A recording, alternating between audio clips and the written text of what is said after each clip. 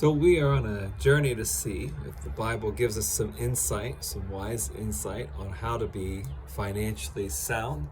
And as I said in the last video, there are typically, when someone has financial problems or challenges, there's usually one of two issues there that are at play when I end up in a financial mess or hardship. Last time, and I'll put that video in the comments so you can check it out on the channel. Last time I mentioned the first item that is often the culprit for our financial difficulty or challenges or obstacles is being short-sighted. I'm not actually thinking through of potential upcoming expenses that I need to be prepared for. And so when they show up and I didn't prepare for them, then I don't have the financial resources to take care of it because I didn't prepare.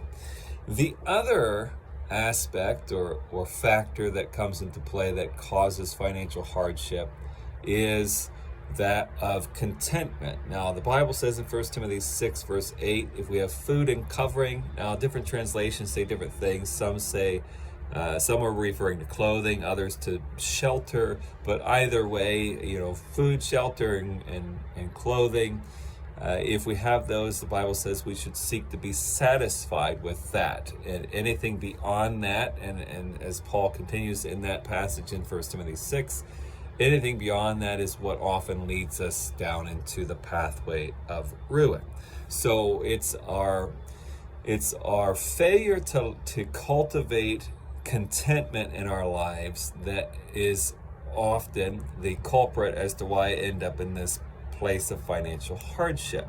So when you decide to purchase a home, whether it's you bought the house or you're renting the place you're staying in, the reason why you ended up in that particular place is you weren't content with what you had.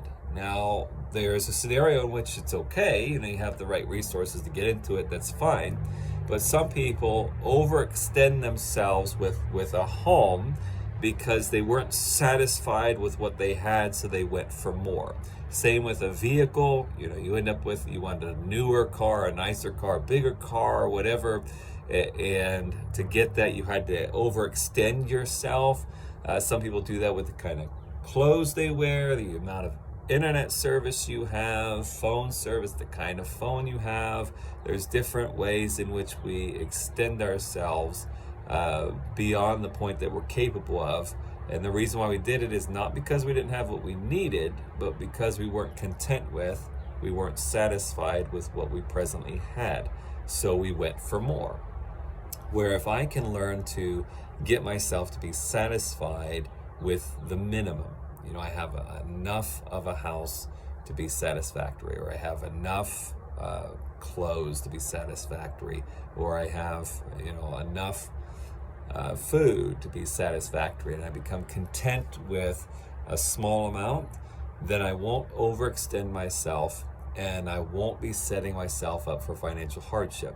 So I need to cultivate that contentment in my life, and just watch yourself in your purchasing and in your spending, and look to see if you're not spending because you're not content with what you have. And then go down the road of working on being content with what you have, and work out, why is it that I feel I need to have that? Is it a pleasure thing? Is it a competition thing? Is it an image thing? What is it that's driving me?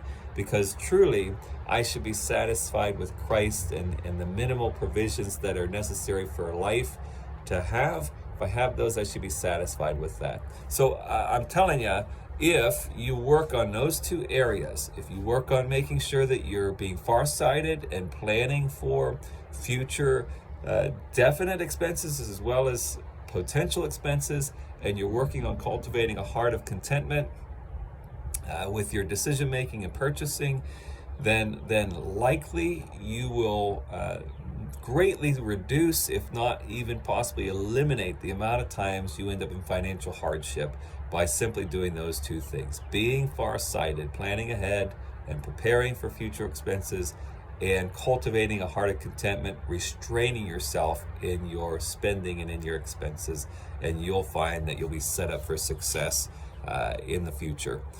So if you have any questions about that or finances in general, God's view of finances, please leave those in the comments. If you have any feedback on what I shared with you, please leave that in the comments. If you like the video, please like it. Share it with somebody else. If you think there's someone else that could find value in the content of this video or the entire playlist, please share that. I would appreciate that.